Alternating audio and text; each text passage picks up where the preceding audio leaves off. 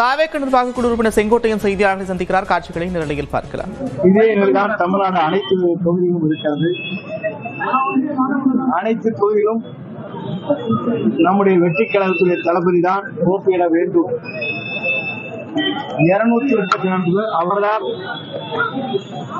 வேட்பாளர் என்ற முறையில் பெரம்பலூர் சட்டமன்ற தொகுதியில் செயல்வீரர்கள் எழுப்பிய குரல் வானத்தை பிளக்கின்ற அளவுக்கு குரல்கள் எழுப்பப்பட்டிருக்கிறது என்பதை காணுகின்ற போது 234 தொகுதியிலும் அவர்தான் வேட்பாளர்.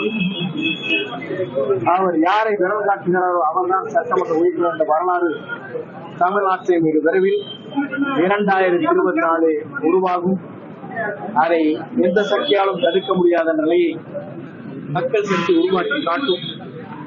தேர்தல் வருகிற போதே நமக்கு தெரியும். தேர்தல் அறிவித்த நாளில் காலை 10 மணிக்குள்ளேயே வெற்றி கழகத்துடைய தலைவர் தளபதிதான் தமிழ்நாட்டை ஆளப் போகிறார் என்பதை வாக்காளர் பெருமக்கள் ஆர்ப்பரித்து வருகிற காட்சிகளை காணப்போகிறீர்கள் என்பதை மகிழ்ச்சியோடு நான் தெரிவித்துக் கொள்கிறேன்.